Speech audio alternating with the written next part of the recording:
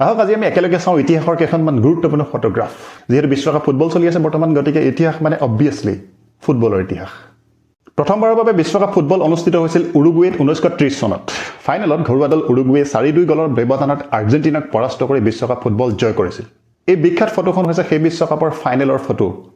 উৰুগুৱে আৰ্জেণ্টিনাক দিয়া চতুৰ্থটো গলৰ ফটো যদিও সেই সময়ত প্ৰযুক্তি খুব বেছি উন্নত নাছিল টেকনলজি যদিও খুব বেছি উন্নত হোৱা নাছিল তথাপি এই ফটোখনে বিশ্বকাপৰ এটা খুব গুৰুত্বপূৰ্ণ মুহূৰ্ত খুব সুন্দৰকৈ ক্যাপচাৰ কৰিছে আৰু এই যে বলটো দেখিছে এই বলটো হৈছে 30 চনৰ ফাইনেলত ব্যৱহাৰ কৰা বল এই বলটোৰ সৈতে যদি আমি বৰ্তমানৰ ট্ৰায়েণ্ডা বলটো একেলগে ৰাখো তেতিয়াহ'লে আপোনালোকে তাৰ পৰা অনুমান কৰিব পাৰিব ফুটবল আচলতে কিমান পৰিৱৰ্তন হৈছে প্ৰথম বিশ্বযুদ্ধ হৈছে মানুহৰ ইতিহাস সলনি কৰি দিয়া এটা ঘটনা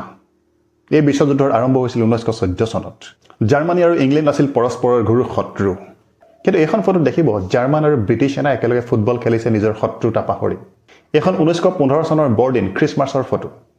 সেইদিনা এই দুই পক্ষৰ সেনাৰ মাজত অলপমান সময়ৰ বাবে এদিনৰ বাবে যুদ্ধ বিৰতি হৈছিল আৰু তাৰ মাজতে নিজৰ শত্ৰুতা পাহৰি সৈন্যসকলে খেলিছে ফুটবল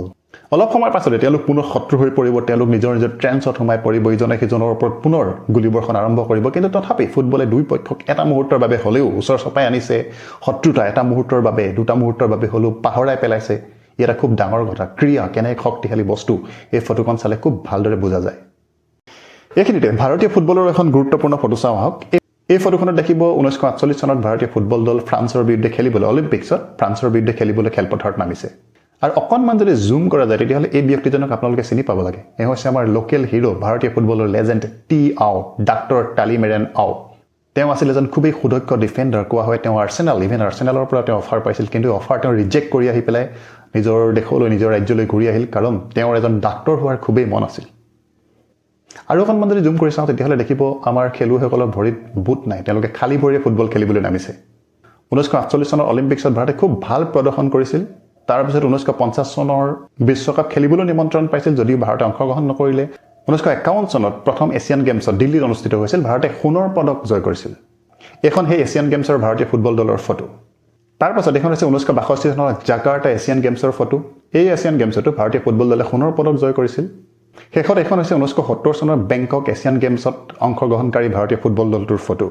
এই দলটোৱে সেই এছিয়ান গেমছত ব্ৰঞ্জৰ পদক জয় কৰিছিল আৰু সঁচা কথা ক'বলৈ গ'লে ভাৰতৰ ফুটবলৰ যিটো গৌৰৱময় যুগ সেই যুগটোৰ এই ফটোখনৰ লগে লগে শেষ হৈছিল বুলি ক'ব পাৰি ইয়াৰ পিছৰ পৰা ভাৰতীয় ফুটবলে আমাক সঁচা অৰ্থত গৌৰৱ কৰিব পৰা কোনো মুহূৰ্ত আমাক দিব পৰা নাই 1958 চনৰ বিশ্বকাপত অংশগ্ৰহণ কৰিছিল এজন কণমানি ল'ৰাই নামটো তেওঁৰ হৈছে এডছন এৰেণ্টেছ ডো নাচিমেণ্টো ইমান দীঘল নামটোৰে আমি তেওঁক চিনি নাপাওঁ তেওঁৰ সৰু নামটো হৈছে পেলে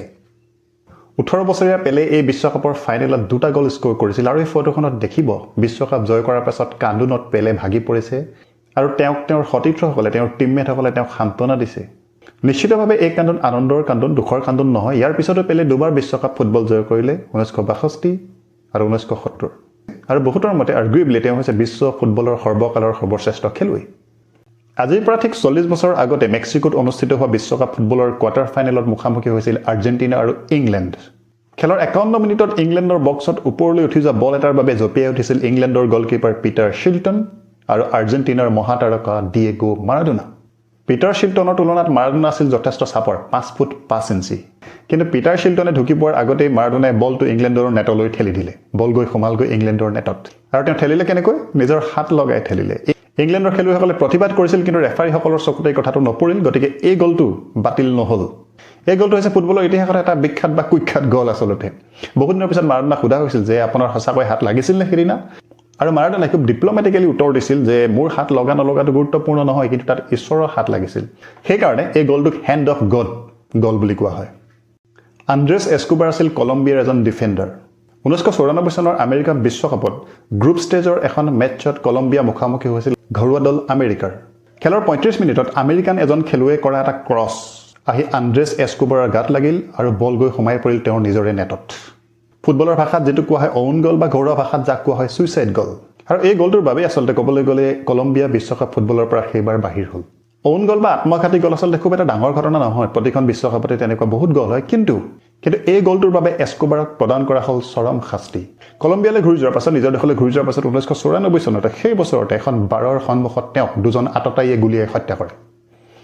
তেওঁৰ প্ৰতি নিক্ষেপ কৰা হৈছিল 6টাকৈ গুলী আৰু প্ৰতিটো গুলী নিক্ষেপ কৰাৰ পাছত আততায়ীসকলে চিঞৰিছিল গ'ল গ'ল গ'ল বুলি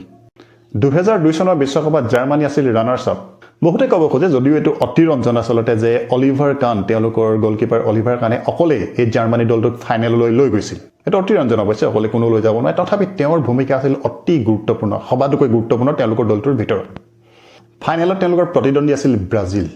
ফাইনেলতো অলিভাৰ কানে খুব সুন্দৰ প্ৰদৰ্শন কৰিছিল কিন্তু 67 মিনিটৰ ৰিভালৰ এটা শ্বট খুব বেছি তীব্ৰ শ্বটো নাছিল আচলতে কিন্তু কিবা কাৰণে দুৰ্ভাগ্যবশত দুৰ্ঘটনাবশত অলিভাৰ কানৰ হাতৰ পৰা তেওঁ বলটো ধৰিব খুজিছিল কিন্তু বলটো তেওঁৰ হাতৰ পৰা ওলাই আহিল আৰু তাৰ সুবিধালৈ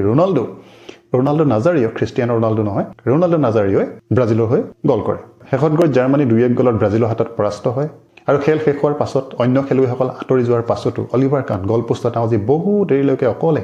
খেলপথাৰত বহি আছিল পিছদিনা গোটেই পৃথিৱীৰে বাতৰি কাকতত এই ফটোখন প্ৰকাশ হৈছিল আমি সেই সময়ত সৰু আছিলোঁ কিন্তু এই ফটোখন আমাক খুব মনত দুখ দিছিল যদিও আমি আছিলোঁ ব্ৰাজিলৰ সমৰ্থক আৰু একেবাৰে শেষত এখন ফটো জিনেদিন জিদান আৰু মাৰ্কো মেটেৰাজি 2006 চনৰ বিশ্বকাপৰ ফাইনেল এখনৰ বিষয়ে আপোনালোকে জানে মই নকওঁ ধন্যবাদ ভিডিঅ'টো শেষলৈকে চোৱাৰ বাবে আৰু কোনোবা বিশেষ মুহূৰ্তৰ ফটো যদি থাকি গৈছে কিবা গুৰুত্বপূৰ্ণ ফটো যদি থাকি গৈছে আপোনালোকে মোক কমেণ্টত জনালে মই ভাল পাম ধন্যবাদ